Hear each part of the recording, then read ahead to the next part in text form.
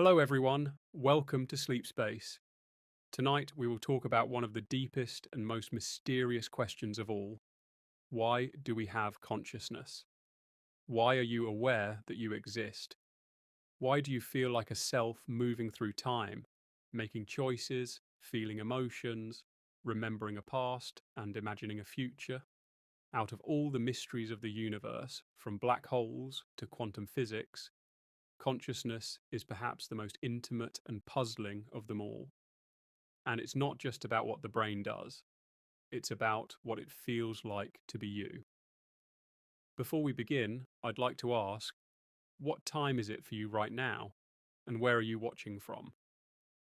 Share it in the comments below so we can see just how many perspectives are joining this journey. When we talk about consciousness, we're not just talking about being awake rather than asleep. We're talking about the fact that you experience the world from the inside. You don't just react to stimuli like a machine. You don't just process information like a computer. You feel, you notice, you wonder. If you stub your toe, you don't just withdraw your foot, you feel pain. If you look at a sunset, you don't just register light wavelengths, you feel awe. That gap, the one between mechanical processes and inner experience, is at the core of the mystery. Scientists call this the hard problem of consciousness. It asks, how and why does physical matter give rise to subjective experience? Why should a brain made of neurons firing electricity and chemicals feel like something at all? Think about this. The universe existed for billions of years without any sign of consciousness that we know of. Stars exploded, planets formed, oceans boiled and cooled, and yet no one was there to witness it. Then somehow, life emerged. Single-celled organisms floated in ancient seas, multiplying and evolving. Eventually, some of these life forms became complex enough to sense their environment. Eyes developed, ears developed, nervous systems became more sophisticated. But somewhere along the way, awareness appeared. Organisms didn't just sense, they experienced. Out of the blind unfolding of physical laws, subjectivity bloomed. That is what we are here to unravel. From a scientific perspective, there are many theories as to why consciousness exists. One leading idea is evolutionary advantage. According to this view, being conscious gives you a survival benefit. Imagine early humans on the African savanna. If you are not just reacting to predators, but also aware of yourself and your surroundings, you can plan, predict, and cooperate. You can imagine a trap for hunting or anticipate what another person might do. Consciousness gives you the ability to think about the past and the future, to weigh options, to imagine possibilities before they happen. This is enormously beneficial for survival. But even if it explains why consciousness might be useful, it doesn't really explain why it feels like something. A robot could calculate survival strategies, but it wouldn't necessarily feel alive inside. Another perspective comes from neuroscience. If we open the human skull, we don't find a glowing soul or a mysterious spark. We find about 86 billion neurons, each connected to thousands of others, passing signals back and forth in complex patterns. Neuroscientists can identify brain regions that light up when you're looking at an image, hearing music, or recalling a memory. Certain parts of the brain, like the thalamus and the prefrontal cortex, seem crucial for conscious experience. Damage these regions, and awareness fades or disappears. In deep sleep or anesthesia, neural activity changes dramatically, and consciousness slips away. Yet even with all this detail, mapping brain activity to subjective experience is like trying to map electrical circuits to the color red or the taste of chocolate. We know correlations, but the why is still elusive. Philosophers have wrestled with this for centuries. Descartes, in the 1600s, famously said, "I think, therefore I am." He believed consciousness was proof of the soul. something distinct from the physical body. This became known as dualism, the idea that mind and matter are two separate substances. But today, most scientists lean toward physicalism, the view that consciousness must somehow arise from physical processes in the brain. Still, even physicalists disagree on how this happens. Is consciousness a fundamental property of matter like mass and charge? Or is it an emergent property that only arises when matter is arranged in a certain complex way, like neurons in a brain? One intriguing idea is integrated information theory, or IIT. According to this theory, consciousness corresponds to the degree of integrated information in a system. The more the parts of a system are interconnected and able to share information in a unified way, the more conscious it is. By this measure, a human brain has far higher consciousness than a worm, but perhaps even a simple circuit has a tiny spark of awareness. This leads to the controversial idea of panpsychism, the view that consciousness is not limited to humans or animals, but is a fundamental aspect of reality, present even in particles or atoms at a rudimentary level. In this view, consciousness doesn't suddenly appear at some threshold of complexity. It's always been there, woven into the fabric of the universe. Now, whether or not that is true, the idea forces us to ask, is consciousness something the brain generates or something it taps into? If it's generated, then when the brain dies, consciousness dies with it. If it's tapped into, then maybe consciousness exists beyond individual brains, and what we experience as our personal awareness is just a local expression of something much larger. Think of it like a radio picking up a signal. The radio doesn't create the broadcast, it tunes into it. Some scientists dismiss this idea, but others, especially in the field of quantum mechanics, have wondered whether consciousness could be fundamental to reality itself. The connection between quantum physics and consciousness is one of the most debated topics in science and philosophy. In quantum experiments, particles exist in multiple states at once until they are observed, collapsing into a definite outcome. Some have suggested that consciousness itself is what causes this collapse. That would mean awareness is not just an accident of evolution, but something deeply tied to the structure of the universe. However, most physicists caution that this interpretation is speculative and controversial. Still, it leaves us with a fascinating possibility. Maybe the reason we have consciousness is because reality itself is consciousness at its core. And here's where things become personal. You are listening right now, and you know you're listening. You don't just hear these words, you experience them. You don't just exist, you know that you exist. This awareness is so obvious, so constant, that it often goes unnoticed, yet it is the most immediate thing you will ever know. Everything you have ever experienced, every sound, every sight, every touch has been filtered through your consciousness. Without it, there is no world for you. It raises the question, is consciousness something we have, or is it what we are? This mystery isn't just academic, it has profound implications. If consciousness is fundamental, then perhaps everything is connected at the level of awareness. If consciousness is emergent, then maybe it will one day be recreated in machines, leading to artificial minds that feel alive. Either way, the fact that you are aware right now is nothing short of astonishing. Out of all the countless particles and processes in the universe, here you are, experiencing this very moment as a conscious being.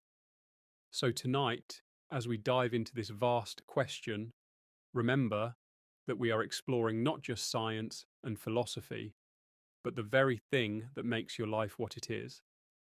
Consciousness is the lens through which you experience everything, yet it is also the great unknown. Why do we have it? Why are we not just complex machines reacting blindly to the world, but beings who feel, wonder, and imagine? That is the journey we're beginning. To understand why we have consciousness, it helps to step back and look at what consciousness does. What role does it actually play in the way we live, think, and survive? If you look closely, you'll see that awareness isn't just a luxury. It is deeply embedded in how we interact with the world. Yet this role is still hotly debated. Some scientists argue that consciousness is essential for complex thought and creativity. Others suggest it may be more of a byproduct, a side effect of the brain's deeper processes. The truth may lie somewhere in between. Let's start with the evolutionary perspective. Life on Earth has been shaped by natural selection for over 3.5 billion years. Each trait that survives does so because it provides some advantage, or at least doesn't prevent survival. So if consciousness is as widespread and deeply rooted as it seems, then it must have some evolutionary value. Otherwise, it would likely have been discarded long ago as an inefficient waste of energy. Think about problem solving. Imagine an early human faced with a predator. Without awareness, the body could still react automatically. Muscles tense, heart rate increases, adrenaline floods the system, and the person runs. That's instinct, and it works well. But with consciousness, the person can also imagine different possibilities before acting. They can consider hiding instead of running, climbing a tree, or distracting the predator with a thrown object. This ability to simulate outcomes in the mind, without physically trying them, saves lives. Consciousness acts as a virtual testing ground, a mental stage where scenarios can be rehearsed before being acted out. Another evolutionary advantage is social cooperation. Humans are social animals, and our survival has always depended on working together. But cooperation requires an awareness not just of yourself, but of others. You need to imagine what someone else might be thinking, feeling, or planning. This ability is called theory of mind, and it's tightly linked with consciousness. It allows you to predict behavior, empathize, and communicate complex ideas. Without it, there could be no shared culture, no language, no traditions. In this sense, consciousness may have been the glue that allowed human societies to grow and thrive. Still, some researchers push back on the idea that consciousness is directly useful. They point out that many actions are performed unconsciously. Your body regulates temperature, digests food, and maintains balance without any conscious thought. Even complex skills, like driving, can become automatic, requiring little awareness once they are learned. From this perspective, much of what we do could, in theory, happen without consciousness at all. The philosopher Daniel Dennett suggests that consciousness might not be as central as we think, that it could be more like a user interface, a simplified summary of the brain's processes, rather than the driving force behind them. Imagine a computer desktop. When you drag a file into a folder, you see a little icon move across the screen. But that icon isn't the file itself. It's just a symbol, a representation. Underneath, the computer is doing far more complicated operations that you never see. According to Dennett, consciousness may be like that icon. It gives us a simplified, usable representation of what's going on inside, without exposing the full complexity. In this view, consciousness is not the cause of our actions, but the way our brain presents its work to itself. This raises an uncomfortable question. Are we really making choices, or are we simply experiencing the illusion of choice after the brain has already decided? Experiments in neuroscience have hinted at this possibility. In the 1980s, Benjamin Libet conducted studies where he asked participants to move their hand at a moment of their choosing while measuring brain activity. He found that the brain showed signs of preparing the movement before the person reported deciding to move. Some interpreted this to mean that our conscious will is not the driver of action, but a delayed awareness of what the brain was already doing. If that's true, then consciousness might not exist to control behavior, but to create the experience of being a self who controls behavior. That could explain why it feels like you are making choices, even if the deeper processes are running ahead of your awareness. But even if this is the case, the illusion is still powerful and useful. After all, believing you are an agent who makes decisions changes how you interact with the world. It motivates planning, responsibility, and learning from mistakes. Another angle to consider is memory. Consciousness is deeply tied to our ability to remember the past and imagine the future. Without memory, there is no continuity of self, no sense of being the same person from one day to the next. Awareness stitches together the moments of our lives into a coherent story.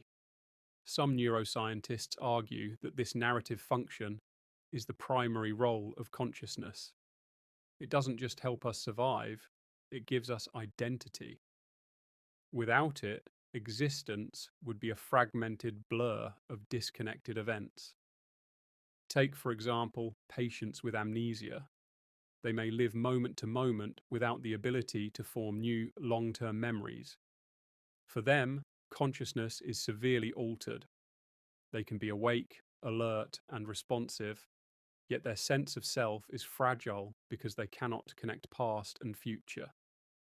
This highlights how consciousness is more than raw awareness. It is awareness integrated over time. It allows you not only to know that you exist, but to know that you existed yesterday and will exist tomorrow. Of course, this still leaves the hardest question unanswered. Why does it feel like something to be you? Why do neurons firing in your brain produce the redness of red, the bitterness of coffee, the sharp sting of pain? These subjective experiences are called qualia, and they remain one of the greatest puzzles in philosophy and neuroscience. Some scientists suggest we may never fully solve this puzzle, because consciousness is not something we can step outside of to observe. It is the very medium through which we experience anything at all. Yet even if the full answer remains elusive, there are fascinating theories. One is the global workspace theory, developed by Bernard Baars and expanded by others. According to this model, the brain contains many unconscious processes working in parallel, but consciousness arises when information enters a global workspace where it can be accessed by multiple systems, like memory, attention, and decision making. Think of it like a theatre stage. Many actors are waiting in the dark, but only when one steps into the spotlight does it become conscious. This spotlighted information can then be shared across the whole brain. In this view, consciousness exists because it's the brain's way of broadcasting important information widely, allowing for coordinated behavior. Another idea, as we touched on earlier, is integrated information theory. Unlike global workspace theory, which focuses on function, IIT claims to measure consciousness itself. It proposes that any system with high levels of integrated information, meaning that its parts influence each other in rich, interconnected ways, will have some degree of consciousness. This theory is controversial, but it suggests that consciousness is not all or nothing, but comes in degrees. A human brain may have high consciousness, a dog somewhat less, a worm even less, but all may have at least a flicker of experience. If this is true, then consciousness is not a binary gift granted only to humans, but a spectrum stretching across all life, and perhaps even into artificial systems. Already, researchers are asking whether advanced AI could one day achieve consciousness if its networks become complex enough. If so, then the question, why do we have consciousness, expands into, why does consciousness exist at all, anywhere? It becomes a universal mystery, not just a human one. And here we arrive at something profound. The fact that you are conscious means you participate in one of the deepest features of reality. Whether it is an evolutionary adaptation, an emergent property, or a fundamental aspect of the universe itself, consciousness is not trivial. It shapes every experience, every thought, every memory you've ever had. It is both the most ordinary thing, you experience it every moment, and the most extraordinary thing, because without it, there would be no experience of anything. To continue our exploration of why we have consciousness, we should look at it from multiple lenses: biology, philosophy, and physics, because each gives a different kind of insight. In the last section, we explored evolutionary theories and some neuroscientific models. Now let's dive deeper into the biological foundations of consciousness and ask how the brain, a physical organ made of cells, produces the richness of our inner life. At its core, consciousness seems to depend on the brain's extraordinary architecture. The human brain is a network of around 86 billion neurons, each connected to thousands of others. These connections form complex circuits, with some clusters specializing in vision, some in hearing, some in touch, some in memory, and so on. But the striking thing is not just the specialization, but the way information flows and integrates across the whole system. A sound isn't just a vibration processed in the ear, it's integrated with visual signals, memories, and emotions. When you hear a song, you don't just detect frequencies, you feel nostalgia, you imagine dancing, you may even picture a specific place or person. Consciousness seems to require this integration across multiple domains. Scientists have identified certain brain regions that are particularly important for conscious awareness. One is the thalamus, a small structure deep in the brain that acts like a relay center, routing sensory information to different areas. Another is the prefrontal cortex, responsible for planning, reasoning, and decision making. Damage to these areas often leads to profound disruptions of consciousness. Similarly, the brainstem plays a vital role in wakefulness. Without it, awareness cannot even arise. These structures suggest that consciousness is not localized to a single spot, but is an emergent property of the whole network working together. Yet there are puzzles. For instance, a person can sometimes perform tasks without conscious awareness. In a condition called blind sight, people with damage to the visual cortex report being blind, yet they can still navigate obstacles or guess the direction of movement of objects better than chance. This suggests that not all processing reaches conscious awareness. Some happens beneath the surface. Consciousness, then, may be less about raw perception and more about how information is made available for use in flexible, deliberate ways. Another example comes from split brain patients.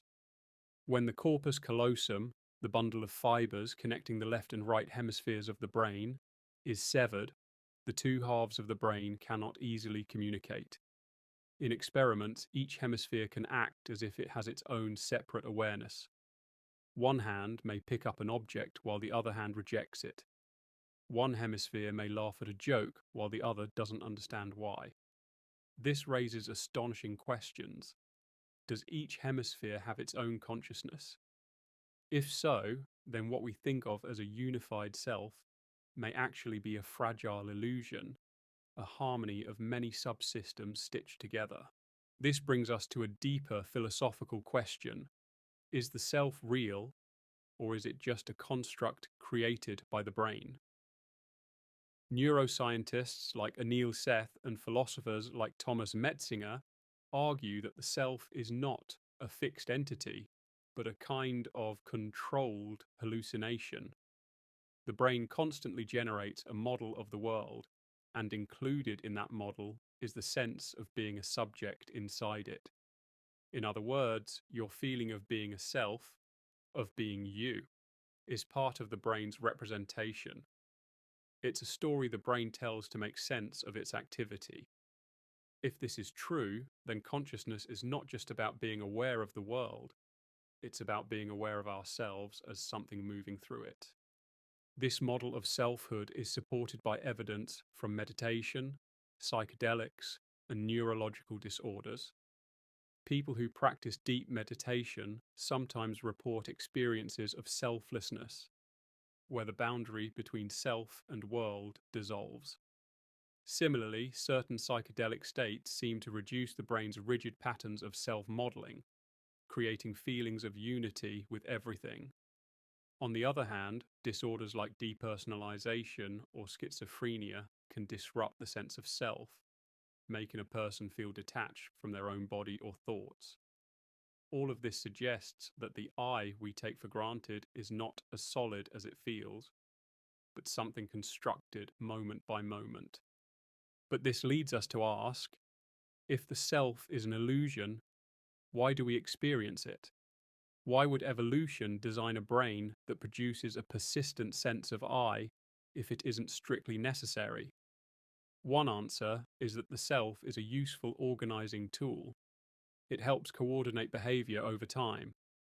Instead of treating each moment as isolated, the brain groups them under the umbrella of a continuing agent, you. This allows for long-term goals, personal identity, and responsibility.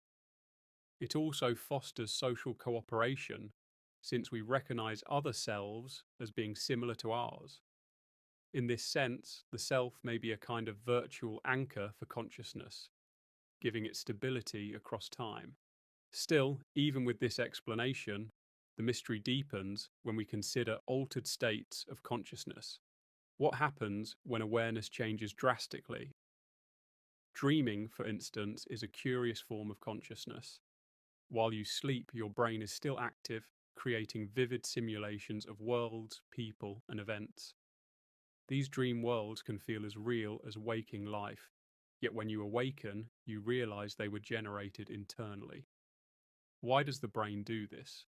One theory is that dreams serve as a training ground, allowing us to rehearse threats, social interactions, and problem solving in a safe environment. Another theory is that they help consolidate memory by weaving fragments of experience into coherent narratives. Whatever the reason, dreaming shows that consciousness is not a single fixed state, but a spectrum with many variations. Other altered states, like those induced by drugs or meditation, push this further. Psychedelics like psilocybin or LSD profoundly alter perception, breaking down the usual boundaries between self and world. Meditation can quiet the constant chatter of thought, leading to awareness of pure presence without narrative. These experiences suggest that consciousness is not tied to one mode of experience, but is a flexible phenomenon that can shift dramatically depending on brain activity. This flexibility might hint at why consciousness evolved. It allows organisms to adapt to a wide range of conditions, shifting strategies as needed. Another angle is the role of language in consciousness. Some researchers argue that what makes human consciousness special is not just awareness, but the ability to reflect on it through language. Language gives us the power to name experiences, to describe them to ourselves and others, and to build abstract concepts. Without language, our inner life might still exist, but it would be far less structured. In fact, some studies suggest that children's consciousness develops in tandem with language acquisition. As they learn words, their ability to reflect on their own thoughts and imagine complex scenarios expands dramatically. In this sense, consciousness is not just a product of biology, but also of culture. And this brings us to the big picture. If consciousness depends on biology, language, and culture, then why do we have it? Perhaps because it is the ultimate survival strategy. It allows us to integrate perception, memory, selfhood, and communication into a coherent whole. With consciousness, we don't just react to the world, we create models of it, we imagine futures, we coordinate with others, and we adapt in ways that no unconscious machine could match. From this view, consciousness is the pinnacle of evolutionary problem solving.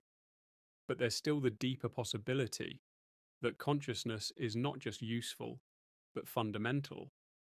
What if awareness isn't just something evolution stumbled upon, but something woven into the fabric of existence itself? After all, every experience you've ever had, every thought you've ever thought, every emotion you've ever felt, all of it exists only because of consciousness. Without it, the universe might as well be silent, empty, and meaningless. So maybe the reason we have consciousness is not just for survival, but because reality itself is meant to be experienced. Without conscious beings, the cosmos would never know its own beauty. That thought alone gives us a glimpse into the mystery. Science can explain how neurons fire, how brain regions interact, how evolution shapes behavior. But the why of consciousness may point beyond science into philosophy, metaphysics, and even spirituality. Why do you have consciousness? Perhaps because the universe wanted a way to see itself through your eyes. If we're going to ask why we have consciousness, it helps to step outside the human frame for a moment and look at other creatures. Because humans aren't the only ones who appear conscious. Animals, too, seem to experience the world in ways that suggest awareness. But the question is, how far down does it go? Where is the line between unconscious matter and conscious life, if such a line even exists? Think of a dog. When your dog looks at you with excitement, wags its tail, or whimpers when you leave, it seems clear that it feels emotions. Neuroscience supports this intuition. Dogs have similar brain structures to ours, including regions involved in emotion, memory, and perception. They produce the same neurotransmitters linked with feelings, like dopamine and serotonin. If humans are conscious, it seems very likely that dogs are too. What about birds? Experiments with crows and parrots show astonishing intelligence. Crows can solve puzzles, use tools, and even recognize individual human faces. Parrots can learn to use words meaningfully. Their brains are structured differently than ours, but evidence suggests they too have rich inner lives. Some researchers argue that bird consciousness may even rival primate consciousness in complexity. And then there are octopuses. These extraordinary animals have nervous systems spread not just in their central brain, but throughout their arms.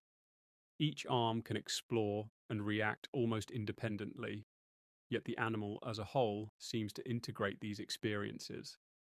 Watching an octopus solve a problem or escape a tank, it's hard not to imagine a kind of alien consciousness at work. So clearly, consciousness isn't uniquely human. But does it go further down, to fish, insects, or even simpler organisms? Some scientists argue that basic forms of consciousness may exist in far simpler creatures. For example, bees can learn, remember, and even show signs of decision making. Does this mean they are conscious? Or are they just highly complex biological machines running instinctive programs? The challenge is that consciousness is subjective. We only know it directly from our own experience. Everything else is inference. We assume other people are conscious because they act like us. We assume dogs are conscious because they show behavior we associate with feelings. But we can't actually prove it. This is known as the problem of other minds. Strictly speaking, you can't even prove that I am conscious. You only assume it because I talk and behave as if I am. Consciousness is private. That's part of what makes it so mysterious. This brings us to an important point. Maybe consciousness isn't an all or nothing phenomenon. Maybe it exists in degrees. A human has a highly complex consciousness. A dog's is simpler but still rich. A bee may have a faint glimmer of awareness. A worm may have only the faintest echo. This gradient model fits with theories like integrated information theory, which proposes that consciousness arises in proportion to how much information is integrated in a system. But if consciousness comes in degrees, does it ever vanish entirely? Is there such a thing as completely unconscious life? A bacterium senses its environment and responds, but does it experience anything? A tree grows towards sunlight and reacts to injury, but does it feel? Most scientists would say no. But some philosophers of panpsychism argue yes. They propose that consciousness is a fundamental property of matter, present in some form even at the smallest scales. In this view, even an electron has a primitive form of awareness, unimaginably simple compared to ours, but real nonetheless. Panpsychism sounds wild, but it solves a problem. If consciousness emerges suddenly out of unconscious matter, that leap is hard to explain. How do atoms rearranged in a particular way suddenly produce inner experience? But if all matter has some rudimentary form of consciousness, then complex brains don't create it out of nothing. They simply organize it into the rich, unified awareness we know as human experience. Not everyone agrees, of course. Critics argue that panpsychism explains too much and too little at the same time. If everything is conscious, then the concept loses meaning. And if consciousness is everywhere, why don't we experience the consciousness of a rock or a chair? Still, the idea forces us to consider whether the boundaries of awareness are wider than we imagine. Let's return to biology. One striking thing about consciousness is that it is metabolically expensive. The human brain makes up only about 2% of body weight, but consumes around 20% of our energy. Why would evolution favour something so costly if it weren't crucial? The likely answer is that consciousness provides advantages that unconscious processes cannot. It allows for flexible problem solving, long-term planning, and complex social interaction. Even if much behavior can be unconscious, consciousness seems to provide an extra layer of adaptability. But here's the paradox. We can describe what consciousness does, but not why it feels like something. This is the hard problem again. Consider pain. From a biological standpoint, pain is useful. It warns us of damage and motivates avoidance. But why must it hurt? Why couldn't the brain simply register injury and trigger withdrawal without the subjective agony? Similarly, why is the color red experienced as red rather than as some other sensation or no sensation at all? These are the puzzles that make consciousness such a difficult phenomenon to pin down. Some thinkers suggest we may need entirely new scientific frameworks to understand consciousness. Just as physics needed relativity and quantum theory to move beyond Newtonian mechanics, perhaps consciousness will require concepts beyond our current neuroscience. What if awareness is not something that arises from matter, but something that matter participates in? This flips the usual picture upside down. Instead of consciousness being an afterthought of evolution, it becomes a fundamental feature of the universe, on par with space, time, and energy. This idea isn't entirely new. Many ancient traditions have suggested that consciousness is primary. In Hindu philosophy, consciousness, called chit, is seen as the fundamental reality, with the material world arising from it. In Buddhism, awareness is considered inseparable from existence itself. Even some Western philosophers, like the idealists of the 18th and 19th centuries, argued that mind is more basic than matter.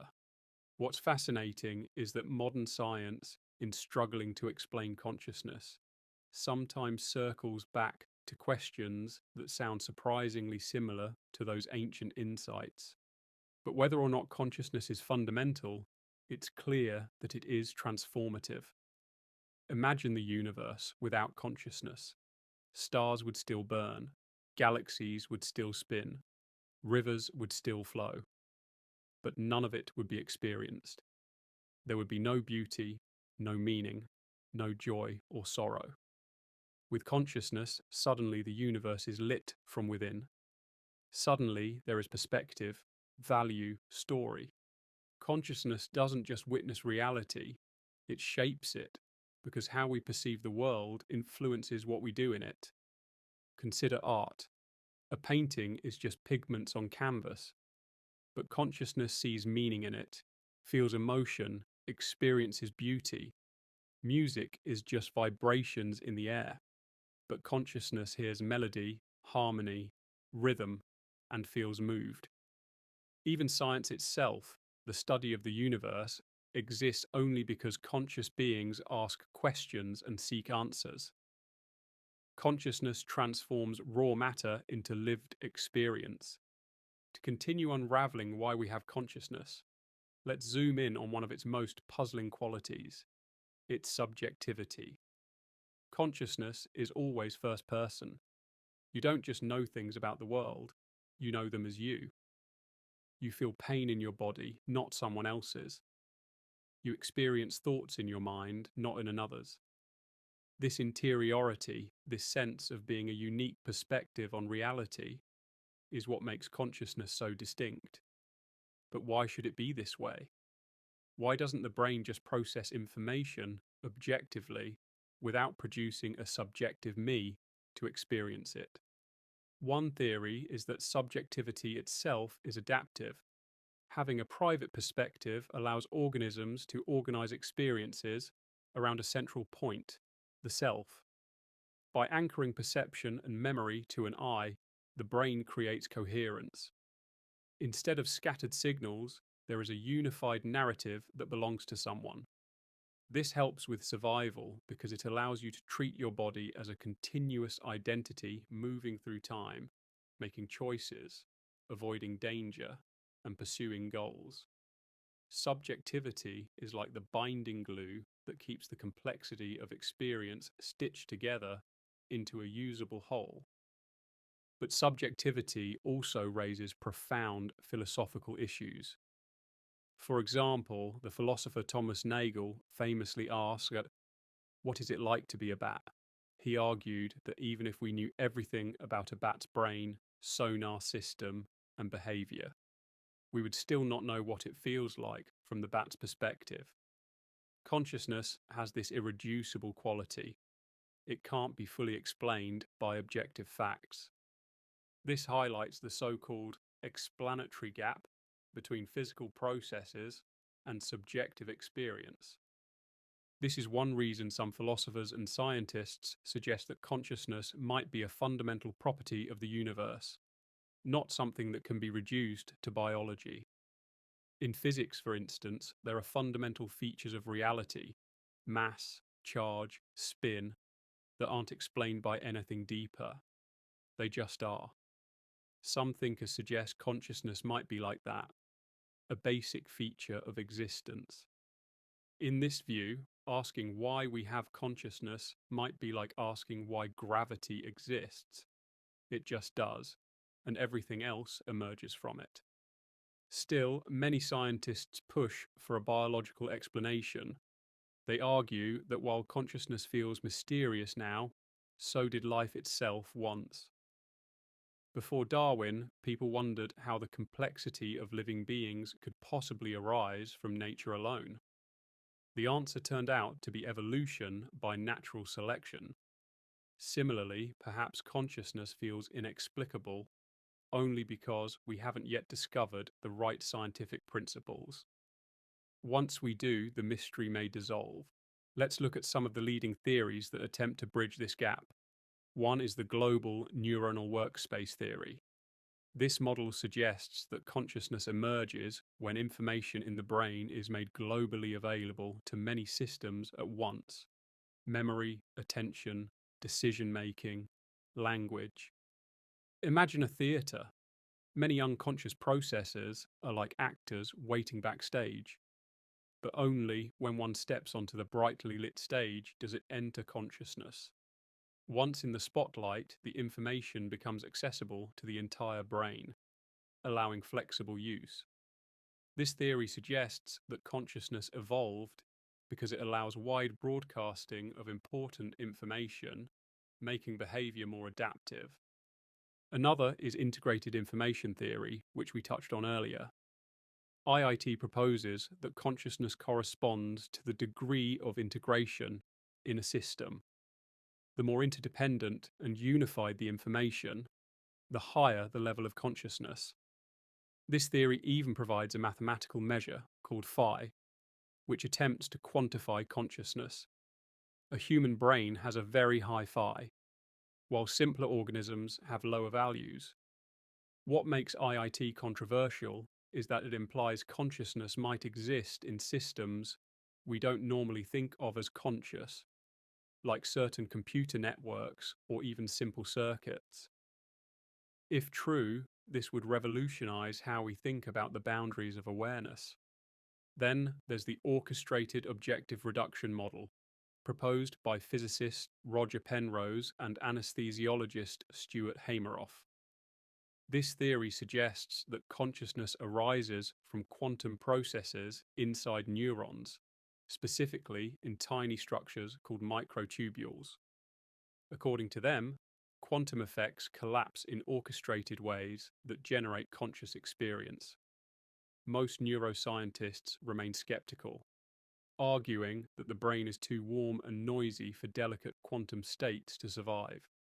Still, the theory is provocative because it links consciousness with fundamental physics, suggesting it may be woven into the very fabric of the universe. Regardless of which theory is correct, or whether none of them are, the search itself reveals something important. Consciousness is not just about the mechanics of survival, it is about meaning, subjectivity, and the richness of lived experience. And this is where science and philosophy intersect. Because to answer why we have consciousness, we must also ask what it is for in terms of experience, not just function. Think of beauty, a sunset, a piece of music, a poem. None of these have direct survival value, yet consciousness allows us to experience them as profoundly moving.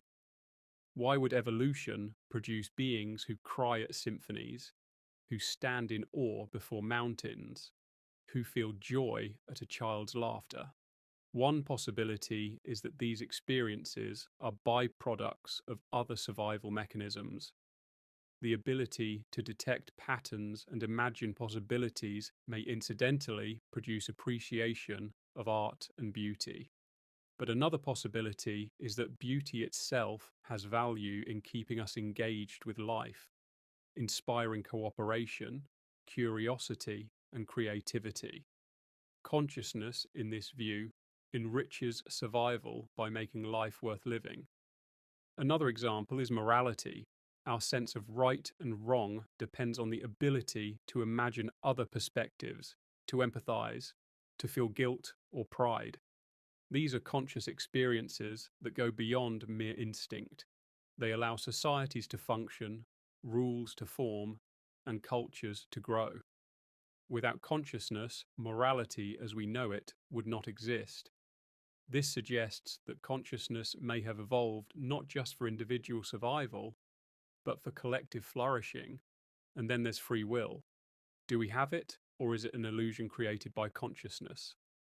Neuroscience experiments suggest that unconscious brain processes may initiate actions before we are aware of deciding.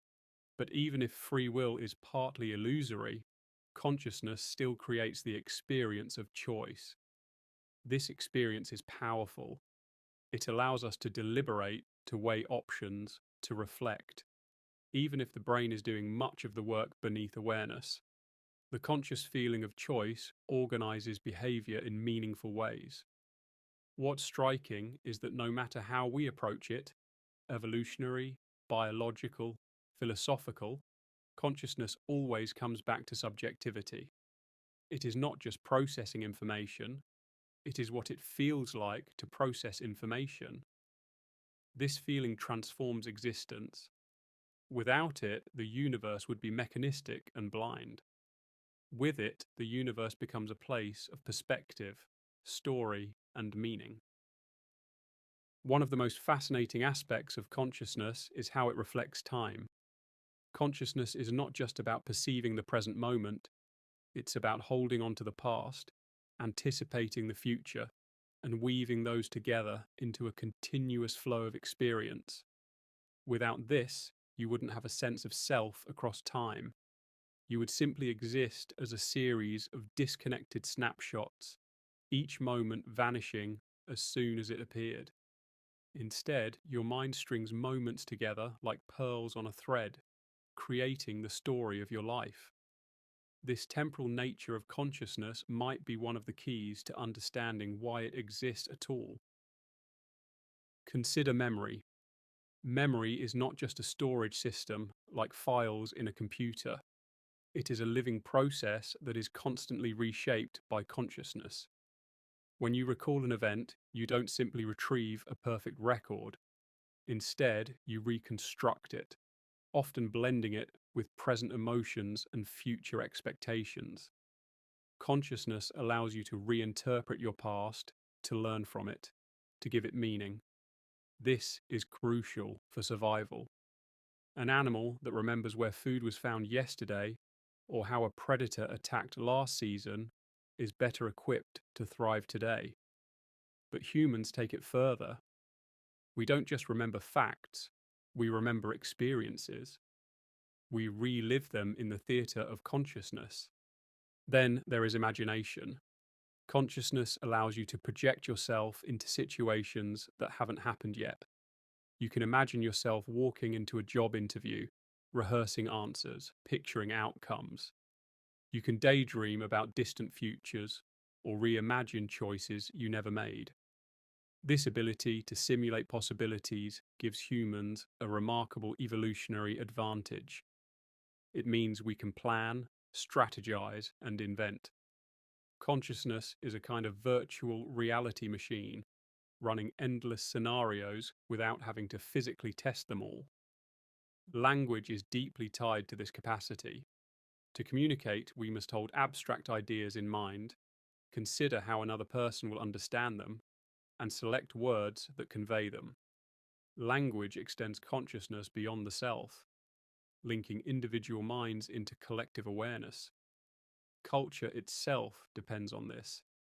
Through language, consciousness becomes not just a personal phenomenon, but a shared one. Humanity's great achievements, science, art, philosophy, all arise from this interwoven fabric of conscious minds. But this raises another question.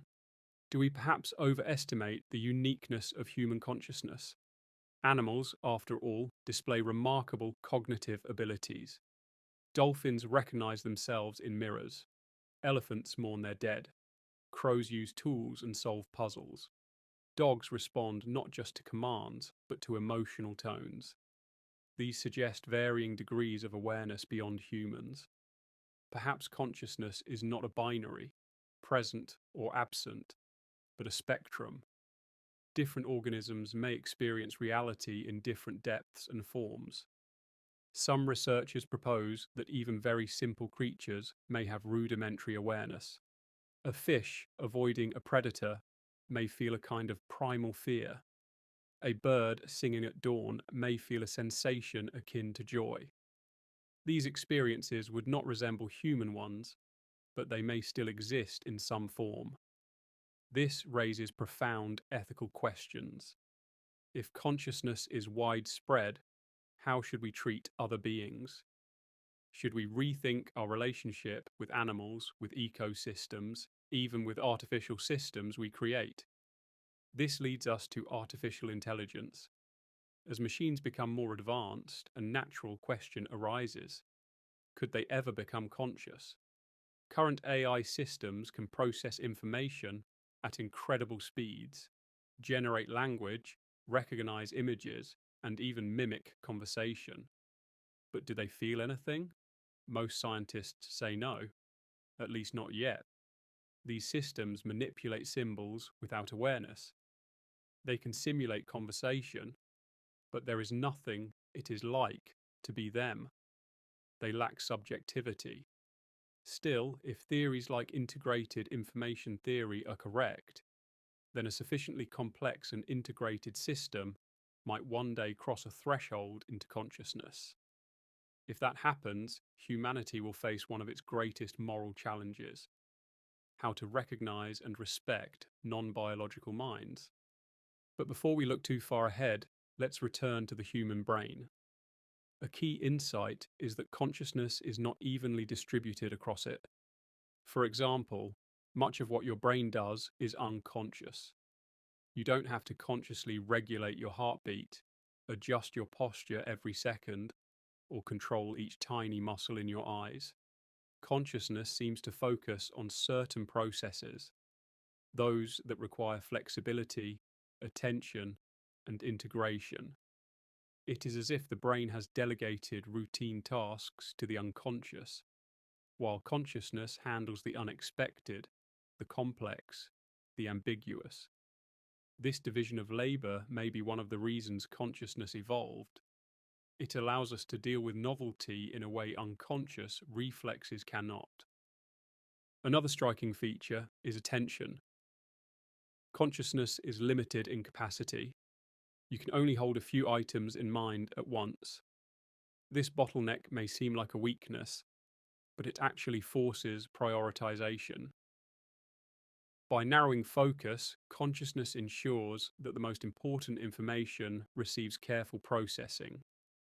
This spotlight function may be essential for learning, creativity, and problem solving. Imagine if everything you sensed and thought about had equal weight. Life would be overwhelming. Consciousness, with its selective attention, creates order out of chaos. Yet this selectivity also reveals how fragile consciousness can be. Consider altered states. Under anesthesia, consciousness disappears entirely, even though the brain remains biologically active. In deep sleep, awareness fades, only to return with dreams. Psychedelics radically alter perception, blending boundaries between self and world. Meditation can quiet the constant chatter of thought, producing a sense of stillness or unity. These states show that consciousness is not fixed, but fluid, shaped by brain chemistry and practice. Studying them helps us probe its mechanisms, and maybe even its purposes. Dreaming, in particular, is a fascinating case. During dreams, consciousness detaches from external reality, but still generates vivid, immersive experiences. Some scientists believe dreams serve to process emotions, consolidate memories, or rehearse scenarios for survival. But dreams also highlight something deeper: the ability of consciousness to create entire worlds internally. This shows that consciousness is not just a passive receiver of reality, it is an active generator of experience. And this brings us to an important idea. Consciousness may not be a thing, but a process. Rather than a substance or a static property, it may be the dynamic activity of integrating, interpreting, and generating experiences. Like a flame arising from fuel and oxygen, consciousness arises from the constant interplay of brain, body, and environment. It is not located in one spot. It emerges from the flow itself. But if that's the case, why does it feel like there is a solid self at the center of experience? Neuroscience suggests the self may be a kind of useful illusion. The brain constructs a narrative that organizes perceptions, memories, and goals into the idea of a unified I. This narrative is so convincing that we identify with it completely. Yet when we look closely, the self is not fixed. It changes over time, influenced by experience, mood, and memory. Some traditions, like Buddhism, have long taught that the self is not an enduring essence, but a fluid process. Modern science increasingly echoes this insight. Still, even if the self is a construction, it is an incredibly powerful one. It gives continuity to consciousness, allowing you to act in the world as a coherent agent. Without it, decisions would fragment, responsibility would dissolve, and meaning itself would become unstable. Consciousness, then, might exist not only to experience the world, but to create a story of self that can navigate it.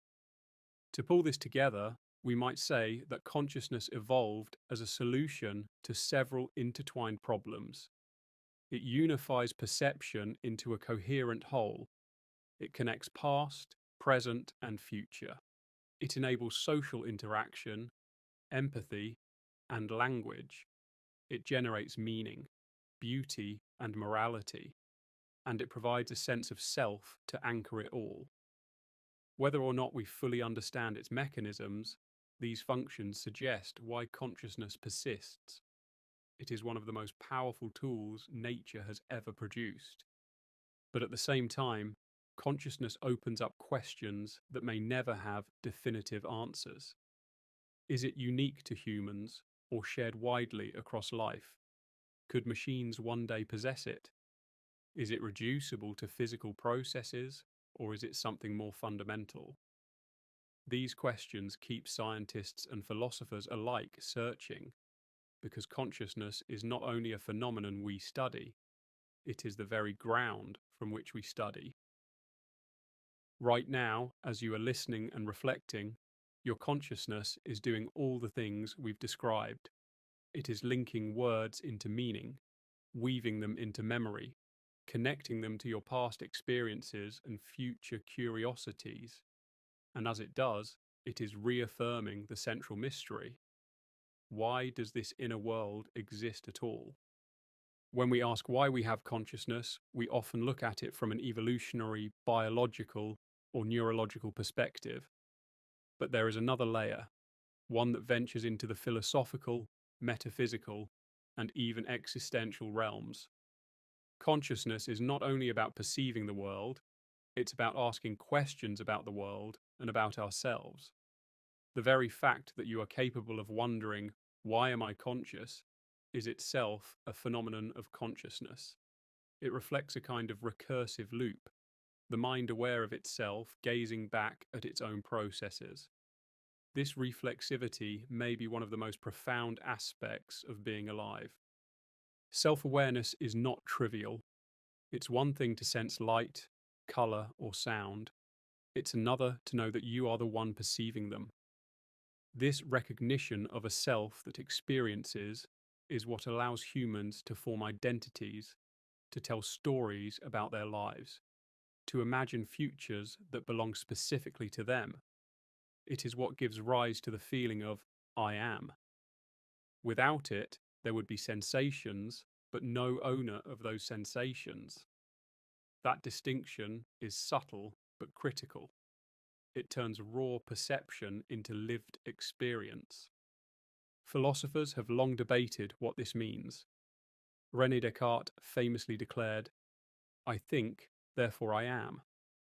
His point was that even if everything else could be doubted, even if the external world was an illusion, the very act of doubting proved that there must be a thinker. Consciousness, then, was the most certain foundation of existence. On the other hand, thinkers like David Hume suggested that when you look inward for the self, all you really find are fleeting perceptions and thoughts, with no solid entity behind them.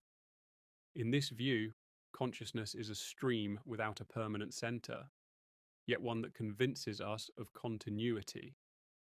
This tension between the certainty of inner experience and the elusiveness of its source has shaped centuries of philosophy. It raises questions that go beyond science. Is consciousness just an emergent property of matter, or is it something woven into the fabric of reality itself? Some philosophers and scientists lean toward physicalism. the idea that everything about consciousness can, in principle, be explained by physical processes. Others explore panpsychism, the view that consciousness, in some minimal form, may be a fundamental feature of the universe, present even in the tiniest particles. If that were true, consciousness would not be something that suddenly appears at a certain level of complexity. It would be something the universe builds with from the start. This idea may sound radical, but it resonates with certain ancient traditions. In Hindu philosophy, for example, consciousness, chit, is considered a fundamental reality, inseparable from existence itself. In Buddhism, awareness is seen as a primary aspect of experience, with the self understood as a temporary construct. In Western mysticism, too, consciousness has often been framed as the essence of being, rather than a byproduct of it. Science usually sets these perspectives aside, preferring explanations grounded in measurable processes. Yet, as neuroscience advances, the boundary between materialist and metaphysical explanations continues to blur. Another dimension of consciousness is meaning. Consciousness not only perceives the world, but also interprets it, assigning significance. A sunset is not just wavelengths of light, it becomes beautiful. A song is not just vibrations of air, it becomes moving. This ability to layer reality with value may be one of the most profound functions of consciousness. Without it, the world might still exist, but it would be devoid of richness, of depth, of importance. Consciousness turns the universe into something lived, felt, and understood. But this gift comes with a burden. Consciousness allows us to anticipate death. We are aware not only of life, but of its impermanence. This knowledge shapes human culture in profound ways. Through religion, art, philosophy, and the pursuit of legacy. It fuels our search for meaning, for something that transcends the inevitability of mortality.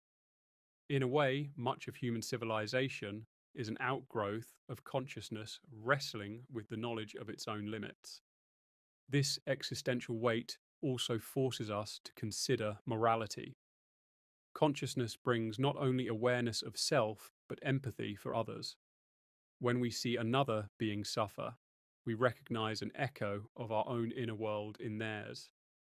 This recognition may be the root of compassion and ethics. If consciousness were merely a survival tool, empathy might seem unnecessary. Yet it has flourished, suggesting that awareness of others' experiences became vital to our evolutionary and cultural success. It allowed us to cooperate, to build societies, to care for each other. Consciousness, in this sense, extends beyond the individual. It becomes a bridge between minds. That bridge is strengthened by art and storytelling. Humans have always used stories to share experiences, weaving individual consciousness into collective meaning. Cave paintings, myths, novels, films, they all extend personal awareness into shared imagination. Art doesn't just reflect reality, it reshapes how consciousness perceives it. A piece of music can change your mood, a story can shift your perspective, a painting can alter how you see the world. Consciousness feeds art, and art feeds consciousness in return, creating a loop of expression and reflection that defines humanity. Science, too, is an expression of this loop. The fact that the universe has produced beings capable of turning their awareness back onto the universe itself is astonishing. Through consciousness, the cosmos has become self-aware, studying itself through human minds. Carl Sagan once remarked that we are a way for the cosmos to know itself. This poetic truth underscores just how extraordinary consciousness is. It is not merely about survival or problem solving. It is about awareness reflecting on awareness, the universe observing itself from within. Yet even with all these perspectives, biological, philosophical, spiritual, there remains a deep mystery. The so-called hard problem of consciousness, framed by philosopher David Chalmers, asks, why is there something it is like to be you, instead of nothing at all? Why does information processing in the brain come with an inner life rather than occurring in silence? Why does the universe light up inside for humans and perhaps for other beings? This question remains unanswered, and some argue it may never be answered fully. But maybe that's part of what makes consciousness so extraordinary. It resists reduction. It cannot be fully captured by equations or models. It is not just a puzzle to be solved, but an experience to be lived. Every moment of your awareness is both ordinary and miraculous. Ordinary because it happens constantly, miraculous because it doesn't have to exist at all. As you reflect on these ideas, your own consciousness is at work, weaving them into your personal understanding. You might find yourself aligning with one perspective, biological, spiritual, philosophical, or perhaps feeling the tension between them. That very act of reflection is a testament to the power of consciousness. It doesn't just process information, it contemplates its own existence. And in doing so, it opens the door to wonder. Consciousness, then, may not have a single why. It may have many whys, layered together like facets of a gem. It helps us survive. It helps us connect. It helps us create meaning. It allows the universe to reflect on itself, and perhaps most importantly, it allows us to ask the question at all. The fact that you can sit here, listening, and ponder why you are conscious, that alone is extraordinary. To understand why we have consciousness, it helps to explore not only the presence of consciousness, but also its absence. What happens when consciousness fades? During deep sleep, anesthesia, or even in states of unconsciousness from injury. By studying these edges of awareness, we can better grasp what consciousness is and why it matters. During deep, dreamless sleep, the brain is still active, but the sense of self dissolves. There are no thoughts, no inner narrative, no awareness of time. Yet when you wake up, you often feel as though time has passed in an instant. In contrast, when you dream, consciousness flickers back into existence. Even though your body is paralyzed and you are detached from the outside world, your mind creates entire landscapes, stories, and emotions. Dreaming shows us that consciousness doesn't require external input. It can generate entire realities on its own. This suggests that one role of consciousness might be to simulate possibilities, to test scenarios in a safe environment before facing the challenges of waking life. Anesthesia provides another window into consciousness. For centuries, people underwent surgery without it, enduring unimaginable pain. The discovery of anesthetic drugs revolutionized medicine because they could switch consciousness off like a light. What's striking is not only that anesthesia eliminates awareness, but also how it can be reversed so cleanly. You go under, and then hours later, you awaken with no memory of what occurred in between. Unlike sleep, there are usually no dreams, no sense of time passing. This reminds us that consciousness is not continuous. It can be disrupted, paused, and then restored. That fact suggests it is deeply tied to specific patterns of brain activity. Even more mysterious are reports from near-death experiences. People who have been resuscitated after clinical death often describe vivid states of consciousness, floating outside their bodies, encountering bright lights, or feeling profound peace. Whether these experiences are purely neurological or hint at something beyond remains hotly debated. But what's undeniable is that consciousness can manifest in ways that defy simple explanation, especially when the brain appears to be shutting down. These edges of awareness remind us that consciousness may not fit neatly into the categories we've created. Exploring altered states of consciousness also broadens the question of why we have it. Meditation, for instance, allows individuals to quiet the constant chatter of thought and rest in pure awareness. Many traditions describe this as tapping into a deeper layer of consciousness, something more fundamental than the ordinary mind. Psychedelic experiences, too, show how radically consciousness can be transformed. Under the influence of certain substances, people report intense visuals, feelings of unity with the universe, and dissolution of the sense of self. While science is only beginning to unravel what happens in the brain during these states, they suggest that consciousness is far more flexible and expansive than we usually experience day to day. This raises another possibility. Perhaps consciousness evolved not just as a tool for survival, but as a spectrum of potential experiences. Ordinary waking awareness allows us to navigate the world efficiently, but the capacity for altered states may have opened the door to creativity, spirituality, and new ways of seeing reality. Early humans who experienced visions or deep meditative insights may have brought back new ideas, rituals, or perspectives that shaped their communities. Consciousness, in this sense, may be not only functional, but generative. It creates culture, belief, and imagination. Another lens to consider is memory. Consciousness stitches together our sense of self across time. Right now, you remember what you did yesterday and anticipate what you will do tomorrow. Without memory, your conscious experience would collapse into a series of disconnected moments. Cases of amnesia show us this clearly. When memory is impaired, the continuity of self erodes. You might still be aware of the present moment, but the sense of being a person with a history fades. Memory, then, is a core ingredient of consciousness. It allows us to learn, to adapt, to build identities. It transforms raw perception into a personal narrative, and narratives matter. Human beings are storytellers by nature. Consciousness doesn't just process events, it organizes them into stories with beginnings, middles, and ends. This narrative instinct helps us make sense of our lives and gives us a sense of purpose.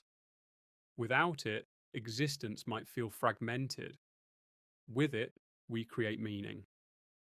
Consciousness, in this way, may exist not simply to perceive, but to interpret, turning the chaos of life into a coherent whole. But this brings us to an important question. Is meaning intrinsic to the universe, or is it something consciousness projects onto it? From a strictly scientific view, the cosmos may be indifferent. Stars burn, galaxies collide, life arises and vanishes, all without inherent significance. Yet for conscious beings, meaning is unavoidable. We look at the night sky and feel awe. We face death and seek transcendence. We experience love and declare it sacred. Consciousness doesn't just register the universe, it invests it with significance. Perhaps that is one of its central purposes. Some thinkers suggest that this search for meaning is itself adaptive. Societies united by shared beliefs, values, and stories were more resilient, more cooperative, more capable of survival. Consciousness allowed us to weave these collective myths, to bind individuals into groups larger than themselves. Religions, philosophies, and even nations may all be outgrowths of this meaning-making capacity. If so, consciousness may have been as crucial to our survival as fire, tools, or language. But consciousness is not only about survival or meaning, it is also about possibility. Because we are aware, we can imagine futures that don't yet exist. We can plan, innovate, and create. Every work of art, every invention, every leap of progress began in consciousness as a thought, a vision, a dream. Without it, humanity would be locked into the immediate present, reacting to events rather than shaping them. Consciousness opens the door to freedom, the ability to choose, to envision alternatives, to step outside instinct and into imagination. This freedom, though, comes with complexity. If consciousness allows us to choose, then it also makes us responsible for those choices. It gives rise to morality, to questions of right and wrong. Animals without self-awareness may act on instinct, but humans must grapple with the weight of their decisions. This moral awareness is not an accident. It is inseparable from the depth of consciousness itself. To know that others are conscious, to feel empathy, to recognize suffering, these are not just byproducts, but integral parts of what it means to be aware. In this light, consciousness may be seen as an evolutionary risk and reward. On the one hand, it gives us extraordinary power to reflect, to imagine, to build. On the other, it burdens us with existential weight. To fear death, to question purpose, to feel guilt. Why then did evolution favour such a trait?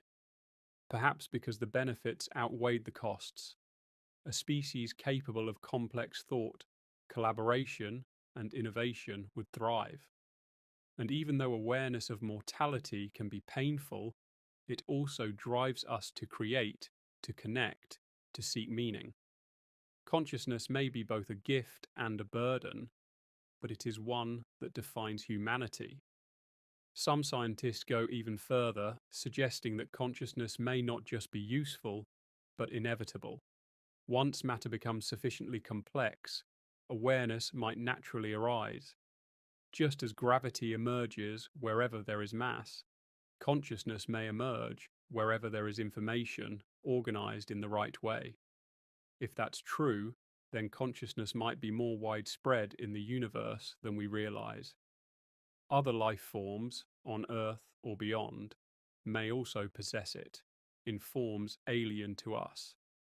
Consciousness, then, might not be a rare accident, but a fundamental property of life itself. This possibility expands the question even more. If the universe tends toward consciousness, what does that mean about its nature? Is awareness a fundamental aspect of reality, waiting to emerge wherever conditions allow? Or is it simply one of countless possible outcomes, remarkable but not inevitable? Either way, the existence of consciousness changes how we view the cosmos.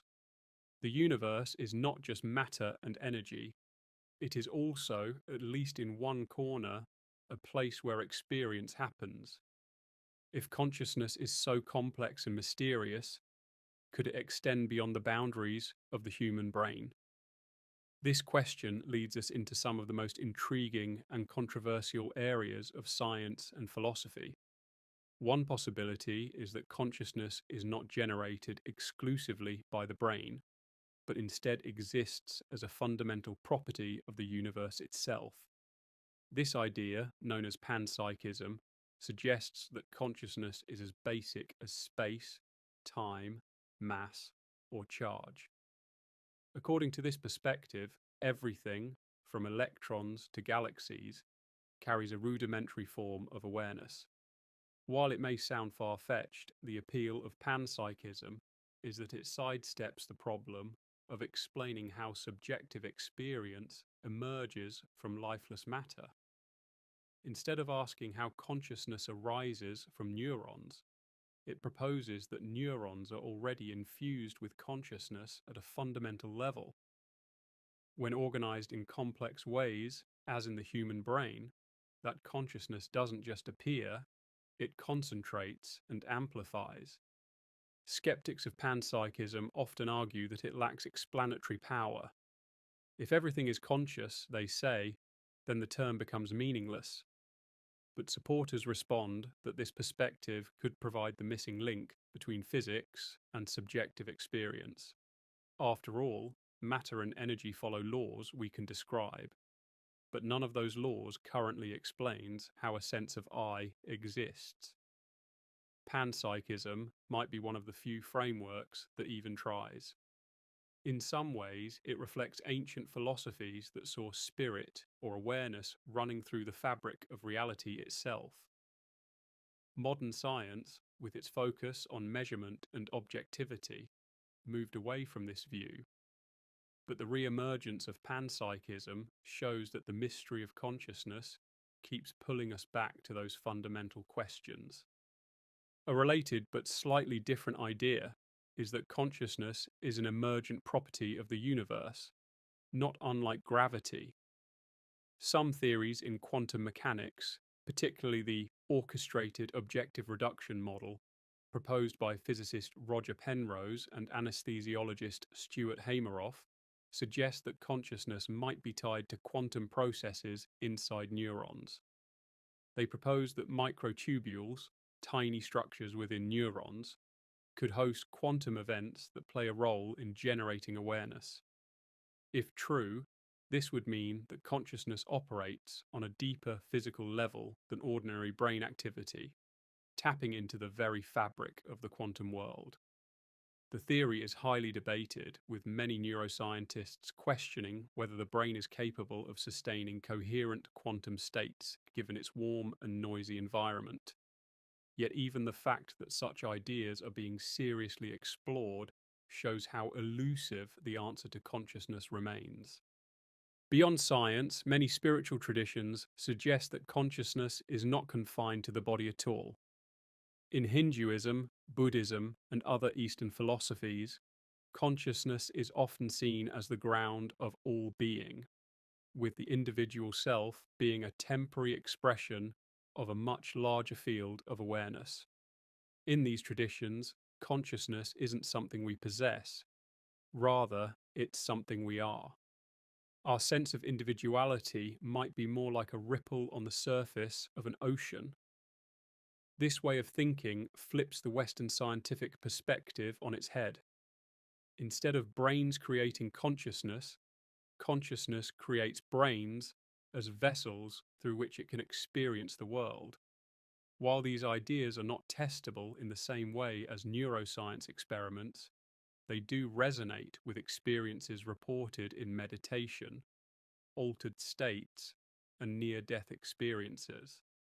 Times when people describe their awareness as expanding beyond their body or dissolving into something greater. Another angle worth considering is the role of altered states of consciousness in understanding what consciousness really is. Psychedelic substances such as psilocybin, LSD, and DMT have been shown in clinical studies to profoundly alter perception, self-awareness, and the sense of connection with reality. Under their influence, many people report a dissolution of the ego, as if the boundary between self and environment collapses. Neuroscientists studying these effects find that brain activity in the default mode network, the system associated with self-referential thinking, becomes less coordinated under psychedelics. This suggests that our ordinary sense of self might just be a particular configuration of neural activity, one that can shift dramatically under different conditions. If the self is so malleable, what does that imply about consciousness? It could mean that our everyday awareness is just one version of a much broader spectrum, with potential states of consciousness extending far beyond what we typically experience. Of course, exploring altered states also raises the question of whether consciousness is limited to biological organisms. Could artificial intelligence, for example, ever become conscious? Right now, AI systems are highly advanced pattern recognizers, capable of processing language, generating images, and even engaging in conversations that seem intelligent. But does intelligence equal consciousness? Most experts would say no. Intelligence involves problem solving and information processing, while consciousness involves subjective experience, something much harder to pin down. Yet, as machines become more sophisticated, the line may blur. If one day an AI claimed to feel emotions, to have inner thoughts, and to possess an eye, How would we know whether it was telling the truth or simply simulating consciousness? This leads us into philosophical territory known as the other mind's problem. How can we ever be sure another being is conscious at all? We assume other humans are conscious because they act like us, but beyond that assumption lies a gap we can't fully close. This same question applies to animals as well. For centuries, humans debated whether animals had real consciousness or were simply machines reacting to stimuli. Today, science recognizes that many animals exhibit complex behaviors that suggest awareness. Dolphins use names for one another, elephants mourn their dead, crows solve puzzles, and octopuses display curiosity and problem solving skills. Consciousness may not be uniquely human, but rather a spectrum that runs through many forms of life. If so, it raises profound ethical questions about how we treat other species. Recognizing consciousness in animals might not only expand our understanding of awareness, but also reshape our relationship with the natural world. Another profound possibility is that consciousness might be connected to the universe in ways we don't yet understand. Some researchers speculate about a cosmic consciousness, a collective intelligence that the universe itself might possess. This idea may sound mystical, but it's not entirely outside the realm of scientific curiosity. Think of how ants individually may not be very intelligent, yet as a colony, they display remarkable problem-solving ability. Could consciousness, on a cosmic scale, be something like that? A property that emerges when enough complexity arises? If galaxies, stars, and planets are part of a vast network, could the universe itself host awareness in ways we cannot currently imagine? Such questions remain speculative, but they touch on the ultimate mystery. Not just why we have consciousness, but whether consciousness itself is woven into the design of reality. In the end, considering consciousness beyond the brain forces us to expand our imagination. We may be biological beings with neural circuits generating awareness, or we may be participants in a deeper field of consciousness that extends beyond us. Both science and spirituality seem to circle around this same enigma from different directions, whether through neurons firing in patterns, quantum processes in microtubules, or universal awareness expressing itself through individual lives. The phenomenon of consciousness remains one of the greatest frontiers. Perhaps the answer is not an either-or scenario, but a both-and. Consciousness might be biological and universal, individual and collective, fleeting and eternal all at once. We've explored consciousness from so many different angles: its biological roots in the brain, its possible ties to quantum physics, its evolutionary role, the idea that it could extend beyond us into the universe itself. But perhaps the most important question is not just what consciousness is, but why it matters to us. After all, this mysterious awareness is not just an abstract concept, it's the very thing that allows you to experience life at all. Without consciousness, there would be no colours, no music, no thoughts, no sense of self. The universe might still exist, but for you, it would be utterly silent and empty. Consciousness transforms raw information into lived experience. It turns survival into meaning, perception into wonder, and existence into story. One perspective worth considering is that consciousness may never be explained in the same way we explain gravity or electricity. It may be a fundamental reality, the foundation on which all other explanations rest. Asking why we have consciousness could be like asking why there is anything rather than nothing. And yet, the very act of asking is itself a sign of consciousness at work, self-awareness turned back upon itself, trying to understand its own origin. This recursive nature of consciousness might be one of its defining features. A rock does not ask why it exists. but you do.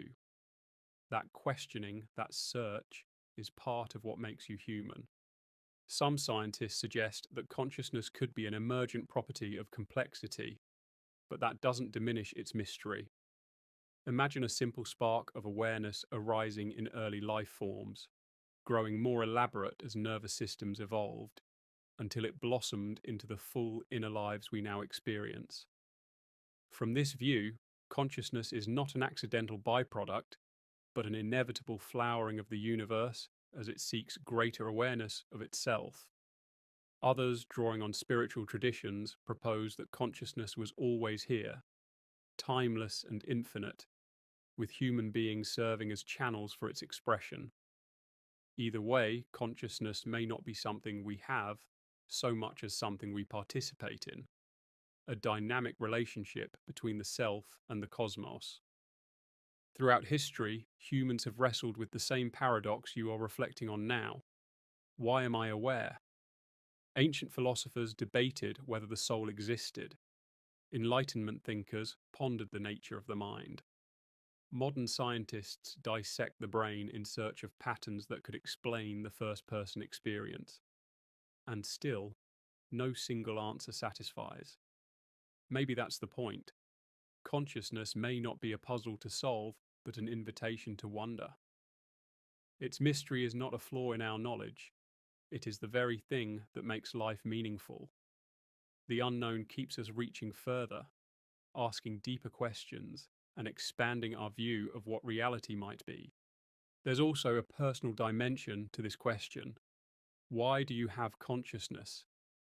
Beyond the science and theories, your awareness gives you the ability to make choices, to reflect, to connect with others.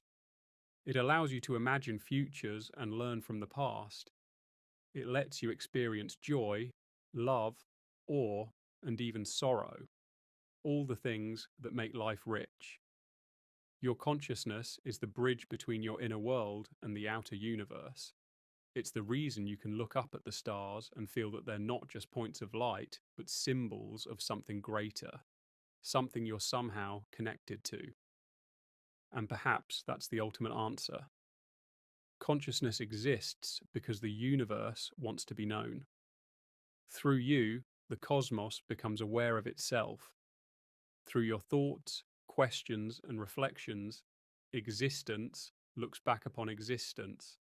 You are not separate from reality.